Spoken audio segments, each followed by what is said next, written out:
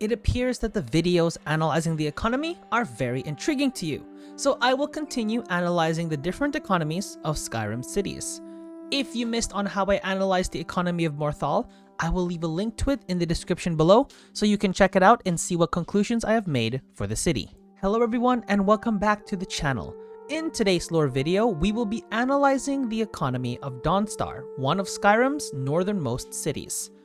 We will be looking at its current state in the 4th era, as well as looking for ways to possibly improve it if needed. After taking a closer look at some of Skyrim's holds, I am even surprised that they can survive considering their status and location. But it is because of that I was interested in the topic and began looking for where they could be getting opportunities from, and even seeing how those current opportunities can improve. If you guys have been enjoying the content I've been creating so far, please subscribe to the channel so you can see more Elder Scrolls content. Leave a like on this video if you want to see more economy style videos of cities, holds, and towns, and perhaps we can even expand to other regions in Tamriel. And of course, comment on what other types of videos you want me to cover. Without further ado, let's take a closer look at Dawnstar's economy. When we took a look at Morthal's economy, despite it being a marshy area that didn't have a lot of land plot available for city expansion, the unique alchemical ingredients presented by the swamp would allow it to grow an alchemy industry, being able to produce alchemical farms for ingredients and use that as a source of revenue. In addition, Morthal's location of being a stopping point for most merchants when they head eastward also allows its use of the inn as a source of income. This was concluded due to the unique landscape that Morthal is surrounded by in the lands of Skyrim. Once its vampire problem is fixed by the Dragonborn, then it has plenty of opportunities to grow. Dawnstar provides a slightly different condition when it comes to its landscape. Dawnstar clearly does not have land suitable for farming. Dawnstar is the capital of the Pale region in Skyrim, which is predominantly snowy and mountainous, making farming impossible to sustain. However, Dawnstar is known for two major industries: mining and fishing. In fact, Dawnstar is the only city in Skyrim that has these two industries readily available in this combination. One can argue that Markarth is more prosperous when it comes to mining due to it being located in the mountainous region of the Reach. Markarth has no access to water, however.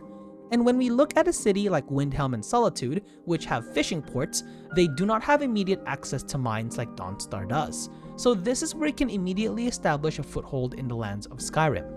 Even though the Sea of Ghosts borders the lands of Dawnstar, it can still provide an ample fishing opportunity, as fishing boats can gather fresh fish and provide food for the citizens of Dawnstar for decades, if not more. They can also establish trade routes westward through Morthal and Solitude, both providing different resources for the northern port city.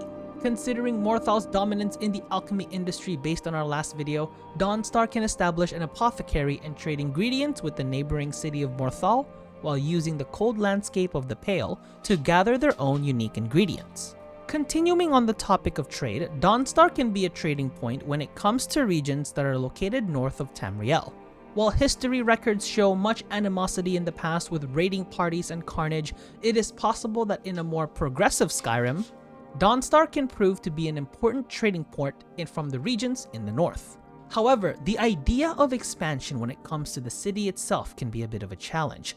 Even though the lands to the west of Dawnstar are relatively flat compared to the east, it is still difficult to expand the city simply because the means to provide people with jobs and suitable living conditions is difficult considering the conditions of the Pale.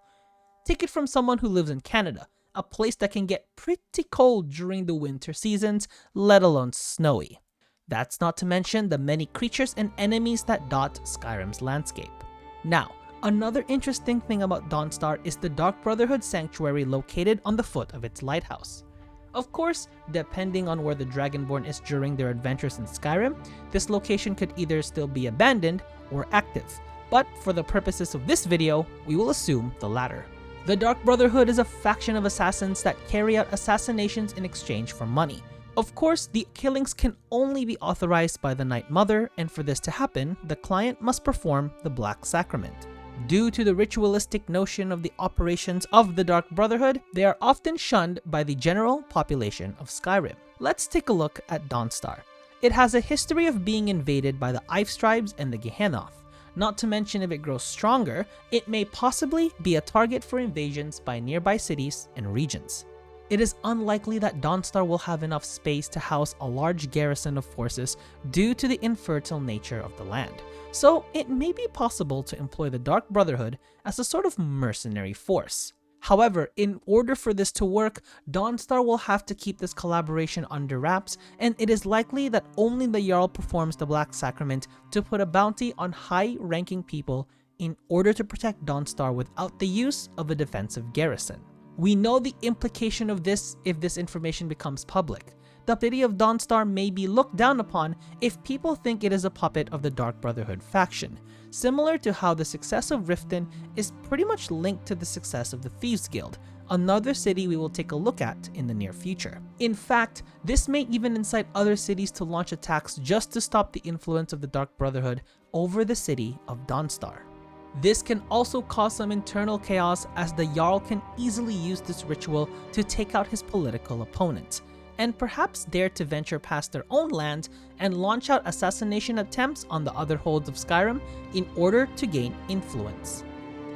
Of course, I don't think the city would go down this route because of the culture of the Nords and the Jarls of Skyrim, but you never know what tactics one might employ in order to protect their own lands or push their own ambitions. Now, the alternative to this would be to either grow their own garrison, because if Dawnstar was to grow, then they would need to increase its defense because of how vulnerable it can be to attacks. This would cost funds from its own economy to sustain. Granted, so would the employment of the Dark Brotherhood, but it would be more on a ritual-to-ritual basis. Regardless, each of the methods Dawnstar can use to defend its own lands has its merit and challenges, but I thought I would bring up the Dark Brotherhood because its sanctuary is right on Dawnstar's doorstep, so it is possible that their safety is reliant on the protection and defense of Dawnstar. Another landmark near the city of Dawnstar I figure I'd bring up is Nightcaller Temple. This one is a bit interesting because it houses a Daedric artifact.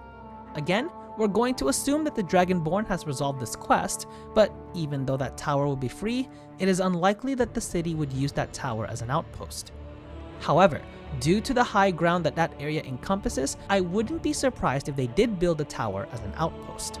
Not only would it provide them with a wider view of the Northern Sea of Ghosts, but they could also see the roads to the south and can give ample warning if needed. The outpost can serve as a beacon that would be lit if Dawnstar is in need of aid.